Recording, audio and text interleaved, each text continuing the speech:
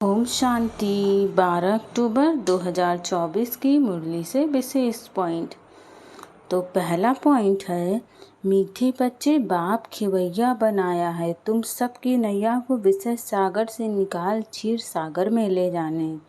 अर्थात बाबा आए हुए हैं हमें अपना ज्ञान देने और अपने ज्ञान के द्वारा इस संसार रूपी भव सागर से पार ले जाने के लिए।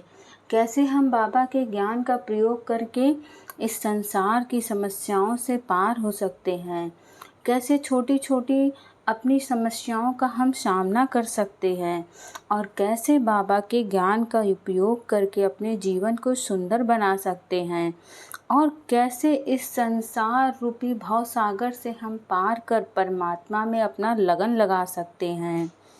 दूसरा पॉइंट है, अनादि ड्रामा को बुद्धि में रख किसी भी पाठधारी की निंदा नहीं करनी है। अर्थात जो ये ड्रामा है वो नुन्हा हुआ है, वो फिक्स है, जो 5000 साल पहले हुआ था वही अभी भी होगा। तो हमें किसी भी आत्मा से कोई भी द्वेष भावना नहीं रखनी है, चाहे वो अच्छा करे चाहे बुरा करे, हमें उस आत्मा से कोई भी द्वेष भावना नहीं रखनी है, क्योंकि जिसका जो पार्ट है वो अपना पार्ट बजाएगा, जिसका अच्छा पार्ट है वो अच्छा पार्ट बजाएगा, जिसका बुरा पार्ट है वो बुरा पार्ट बजाएगा। तो हमें इस ड्रामा को बस होते हुए चुपचाप देखना है, जिसका जो भी पार्ट है उसको अपना अपना पार्ट बजाने देना है और उस आत्मा की हमें बुराई नहीं देखनी है कि वो क्या काम कर रहा है। हमें बस केवल चुपचाप जो पार्ट सबका है उसको देखते रहना है, किसी की भी निंदा नहीं करनी है, किसी की भी बुराई नहीं करनी कि कौन सी आत्मा क्या कार्य कर रही है, क्योंकि ड्रामा जो है वो फिक्स है। तो हमें इन सब के चक्कर में बहुत ज़्यादा नहीं पड़ना है।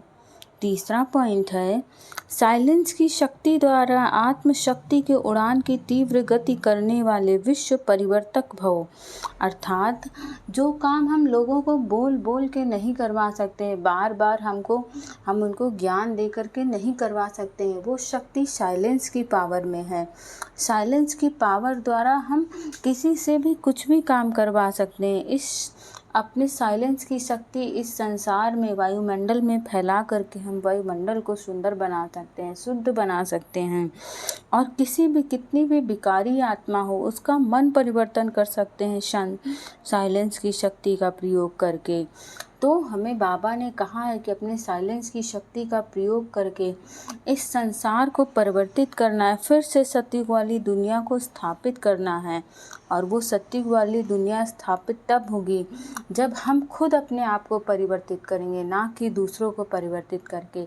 किसी भी परिवर्तन की शुरुआत हमसे सबसे पहले होती है, ना कि हम दूसरों को ज्ञान दे करके परिवर्तित करें। हमें ज्ञान दूसरों को देना है, लेकिन पहले उस ज्ञान का अनुसरण हमें खुद अपने ऊपर करना है।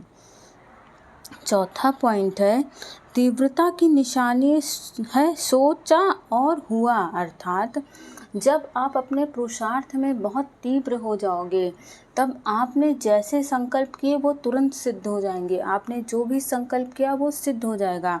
अभी हम कहते हैं कि हम जो अच्छे संकल्प करते हैं वो सिद्ध नहीं होते हैं, क्योंकि हमारा मन व्यर्थ की बातों में लगा रहता है। और जब हम व्यर्थ की बातों से अपने मन को हटा करके समर्थ बातों में लगाएंगे तो हमारी जो शक्ति है वो इकट्ठा हो जाएगी, फिर जो भी हम संकल्प करेंगे वो सिद्ध होता जाएगा। तो ये संकल्प आपके सिद्ध तभी होंगे जब आप व्यर्थ की चीज़ों से अपने आप को मुक्त करोगे, आपका पुरुषार्थ तीव्र होगा, तब आपके संकल्प सिद्ध होंगे। इसलिए हमें व्यर्थ के चिंतन से स्वयं को दूर करना है। पांचवा पॉइंट है, बाबा तो हमको योग बल से पावन बनाने विश्व का मालिक बना देते हैं। अर्थात बाबा ने हमें सिखाया है कि बच्चे योग करो, ज़्यादा से ज़्यादा परमात्मा को याद करो, फिर इस संसार रूपी भवसागर से हम यूँ पार हो जाएंगे और इस संसार में जो हमारा जीवन है उस जीवन को भी हम बहुत सुंदर बनाएंगे। बाबा ये नहीं कहते हैं कि इन सब चीज़ों से आप दूर हो जाओ, बस इस आपका जो जीवन है उसे बहुत सुंदर तरीके से जीना सिखाते हैं बाबा हमें। और ये हम अपना जीवन सुंदर तभी बना सकते हैं जब हम ज़्यादा से ज़्यादा समय परमात्मा को याद करेंगे। और परमात्मा को जब हम याद करते हैं, जिसके भी संग में रहते हैं उसका रंग हमारे ऊपर चढ़ता है, तो परमात्मा की शक्तियाँ, उसके गुण हमारे अंदर आएंगे। और उसकी शक्तियाँ और गुण ये किसी से छिपा नहीं है कि वो संसार में क्या क्या कर सकता है इंसान। तो हमें योग बल के द्वारा इस विश्व का मालिक बनना है। मतलब अच्छी तरीके से, आपको बुरे तरीके से इस संसार में मालिक नहीं कर बनना है। अच्छे अच्छे कर्म करना है और दूसरों को भी अच्छे अच्छे कर्म सिखाना है। और समस्त आत्माओं को इस संसार की परिवर्तित करना है, उनको तमोगुण से सतोगुण की तरफ लेके जाना है। ओम शांति।